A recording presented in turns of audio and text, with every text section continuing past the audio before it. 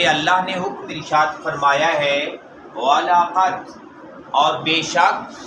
یا آکم تشریف لائے تھے تمہارے پاس موسیٰ علیہ السلام بالبینات واضح نشانیاں لے کر۔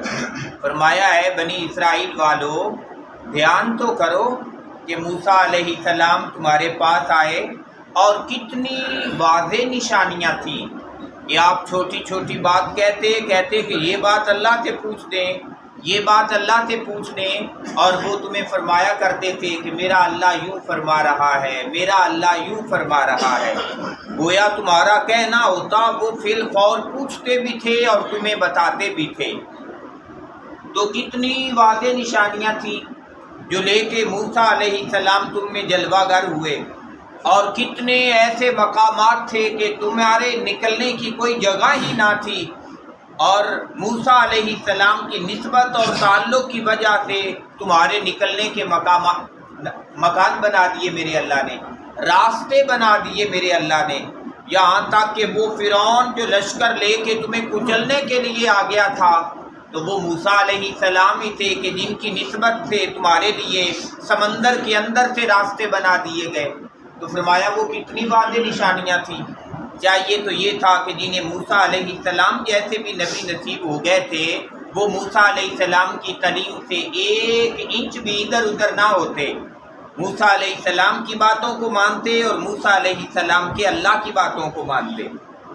لیکن ہوا کیا؟ میرے اللہ نے ارشاد فرمایا ثم اتخذتم، پھر تم نے بنا لیا العجل،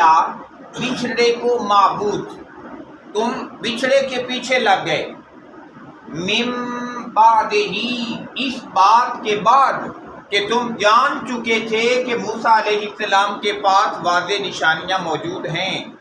موسیٰ علیہ السلام جیسی شخصیت ہونے کے باوجود تم نے اللہ کی عبادت چھوڑ دی اور بچھڑے کو سجدہ کرنا تم لوگوں نے شروع کر دیا۔ تو میرے اللہ نے ارشاد فرمایا وَأَنْتُمْ ظَالِمُونَ، تو تم لوگ پھر ظالم ٹھہرے،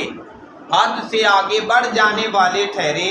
کہ اتنی نشانیاں دیکھنے کے باوجود بھی تم نے حقیقت کو قبول نہ کیا۔ اور اگر دوسری طرف ذات محمد مصطفیٰ صلی اللہ علیہ وآلہ وسلم کو دیکھیں، وہ محبوب نبی کہ اگر پتھروں کے پاس سے گزرا کرتے تو پتھر آپ پہ سلام کہا کرتے۔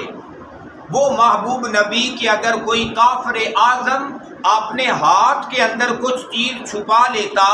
اور اسے اپنی کمر کے پیچھے کر لیتا اور پھر کہتا کہ اگر آپ بتا دینا کہ میرے ہاتھ میں کیا ہے میں کلمہ پڑھ جاؤں گا، تو محبوب نبی ارشاد فرماتے میں بتاؤں یا جو تو نے ہاتھ میں قید کر رکھا ہے وہ خود بتائے۔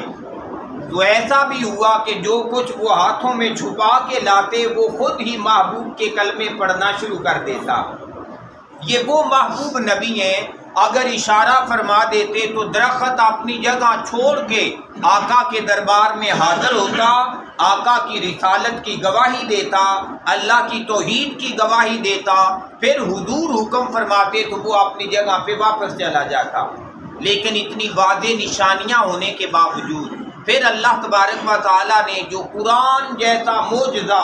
اپنے محبوب کو عطا فرمایا، وہ قرآن جو قیامت تک کے لوگوں کے لیے ہدایت کا سامان ہے، اور اگر قرآن ہوتے ہوئے بھی